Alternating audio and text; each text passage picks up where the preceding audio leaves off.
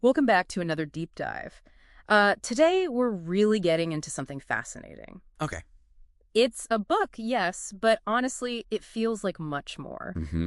We're looking at Anubhav Srivastava's How to Cope with a Brutal World. It's sharp social commentary, but it's wrapped up in this layer of dark, kind of hilarious comedy. It really is unique. Yeah, so think of this as part one, the start of a series where we unpack his ideas, beginning right at the intro. Let's jump in. Okay. And our goal here, as always, is pulling out those key insights for you.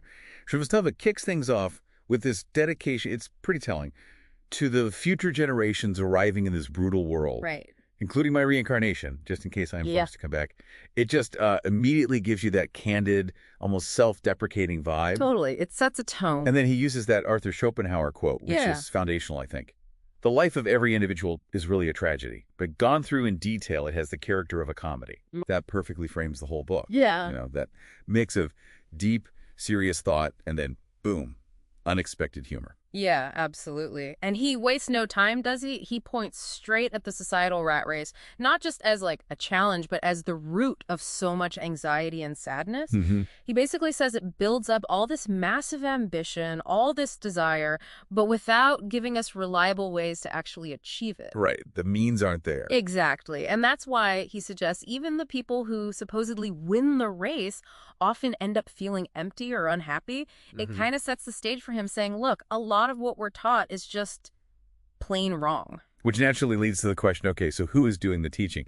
And Srivastava makes this pretty bold claim. He says the biggest danger to society is not some weapon, Oh, okay. but influential, foolish teachers or authority figures, people who basically lead others down the wrong path. Wow, okay. He even mentions, his own experience being misled. That actually fueled his previous book, Unlearn, which was all about shedding those unhelpful ideas we pick up. Ah, right. I remember that one. So this new book, How to Cope, it's like the next rung of the ladder. Yeah.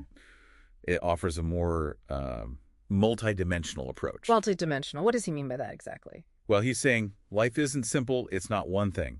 Real coping, real resilience means looking at how different parts of your life connect. You can't just fix one area. Got it. And he stresses, mess up badly in just one key area, and it can be fatal, like game over. And he has that great story to illustrate it, the Isaac Newton one. It's funny. Oh, yeah, the dog holes. Right. So Newton, apparently trying to avoid getting up constantly for his two dogs, tells his carpenter, okay, put two holes in the door. A big one for the big dog. And a little one for the little dog. And the carpenter just kind of looks at him. Right. And asks. But won't the smaller dog also be able to go through the larger hole? Just the simple, obvious point. Exactly. It's perfect. And Srivastava's takeaway from that is, well, profound. Even geniuses, people who grasp the secrets of the universe, can sometimes completely lack basic common sense for just living day to day. Yeah, survival skills almost. Sort of. It highlights this key theme in the book, doesn't it? That intelligence, even genius level, doesn't automatically mean you have practical wisdom. It's a lesson for everyone. And that ties right into his next section, the disclaimer. First things first. This is where he tackles luck. Brutally, honestly. Oh, yeah. He goes right after positive thinkers, essentially calling them deluded or maybe just in denial about how much luck shapes things. That's pretty direct. It is. And he backs it up. He talks about the obvious stuff, family, timing, where you're born, your natural talents, Yeah. all luck. Standard factors, sure. But then the critical point he makes, a really striking one, is that your thought process is also a part of your luck. Wait, hang on. Your thought process is luck. How so? Think about it. Your basic way of seeing the world, the mental framework you use. He's arguing that that itself is largely determined by luck. And if your framework is flawed, how can you even see the problem to fix it? Wow, okay, that's deep. So you might not even realize you're stuck. Exactly. He says many people are essentially prisoners of their own mind.